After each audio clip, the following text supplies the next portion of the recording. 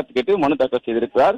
அந்த மனுவில் பல்வேறு காரணங்களை சுட்டிக்காட்டியிருக்கிறார். அதில் ஒரு காரணமாக நடிகை ஒருவருடன் விஜய் திருமணத்தை மீறிய உறவில் இருந்தது தனக்கு 2021ஆம் ஆண்டு ஏப்ரல் மாதம் தெரிய வந்ததாகவும், நான் கண்டித்த பிறகும் நடிகையுடன் திருமணத்தை மீறிய உறவை விஜய் தொடர்ந்து வந்ததாகவும், அதை கைவிட பல்வேறு கட்டங்கள்ல தான் தெரிவித்த நிலையில அவர் முடித்துக் கொள்வதாக விஜய் உறுதியளித்திருந்தார். ஆனால் நடிகையுடன் திருமணத்தை மீறிய உறவை விஜய் தொடர்ந்துதான் நான் மனதில் பாதிக்கப்பட்டதாகவும், அதனால தற்போது வெளிநாட்டில் நான் வசித்து வந்த நிலையிலும் இந்த உறவால் மிகுந்த மன உளைச்சலுக்கு ஆளாக காரணத்தினால தான் பிரிவதாக முடிவு எடுத்து தற்போது இந்த விவாகரத்து மனுவை தாக்கல் செய்திருப்பதாக அந்த மனுவில் குறிப்பிட்டிருக்கிறார்.